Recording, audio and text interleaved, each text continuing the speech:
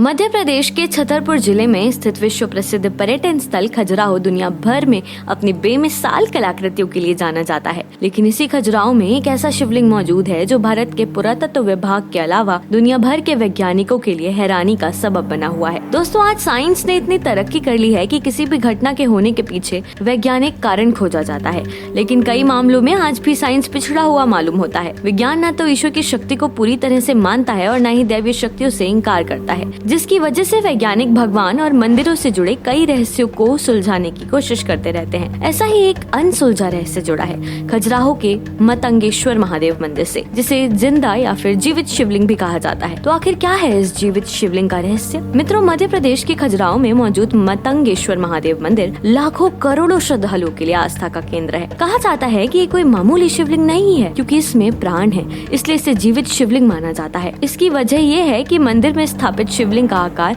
सदियों से लगातार बढ़ता जा रहा है। मतंगेश्वर मंदिर में स्थापित शिवलिंग की लंबाई लगभग 9 फीट है, जो पूरी तरह से पत्थर से बना हुआ है। ये शिवलिंग जमीन के ऊपर 9 फीट और जमीन के अंदर भी 9 फीट की गहराई तक समाया हुआ है, जो हर साल 1 इंच की लंबाई के साथ बढ़ता है। पुरातत्व वैज्ञानिक इस बात से हैरान है कि आखिर इस शिवलिंग की लंबाई इतनी कैसे और क्यों बढ़ रही है। दोस्तों, मतंगेश्वर शिवलिंग को लेकर मान्यता है कि ये शिवलिंग सृष्टि के निर्माण और अंत को दर्शाता है, जिसकी वजह से इसकी लंबाई हर साल बढ़ती रहती है। माना जाता है कि जिस दिन ये शिवलिंग जमीन के अंदर स्थित पाताल लोक तक पहुंच जाएगा, उस दिन इस पूरी दुनिया का अंत हो जाएगा। मंदिर के गर्भगृह में स्थापित इस शिवलिंग का जिक्र पुराणों में भी मिलता है, जिसमें भी इसे जीवित शिवलिंग बताया गया है। पौराणिक मान्यताओं के अनुसार इसके मतंगेश्वर शिवलिंग की उत्पत्ति की कथा धर्मराज युधिष्ठिर से जुड़ी हुई है। कहानी के मुताबिक भगवान शिव ने धर्मराज युधिष्ठिर को मरकत नामक एक चमत्कारी मणि सौंपी थी, जो बाद में युधिष्ठिर के जरिए मतंग ऋषि के पास पहुंच गई थी, और मतंग ऋषि ने उस जादुई मणि को राजा हर्षवर्मन को सौंप दिया था। बाद में राजा ने मणि की सुरक्षा के लिए उसे जमीन के अंदर गाड़ देने का फैसला किया था। इस महत्वपूर्ण कार्य के लिए राजा हर्षवर्मन ने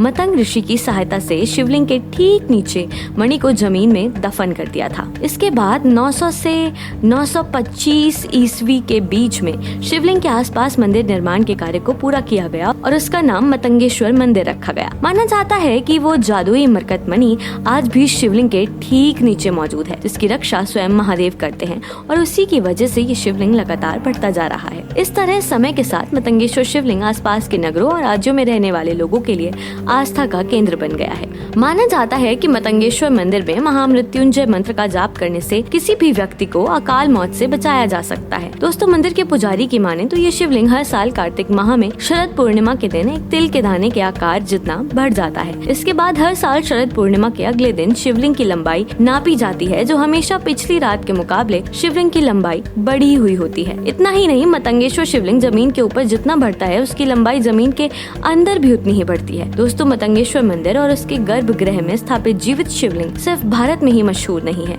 बल्कि इसकी चर्चा विदेशों में भी है। कई वैज्ञानिकों की टीम ने मतंगेश्वर मंदिर में हर साल बढ़ने वाले शिवलिंग के रहस्य को सुलझाने की कोशिश की, लेकिन वो किसी भी नतीजे पर नहीं पहुंच पाए। आखिरकार वैज्ञानिकों को अपने शोध कार्य को बिना किसी निष्कर्ष के ही बंद करना पड़ा, क्योंकि उन्हें ये समझ नहीं आ रहा था कि एक पत्थर से बना शिवलिंग हर साल तिल के दाने के आकार जितना कैसे बढ़ जाता है।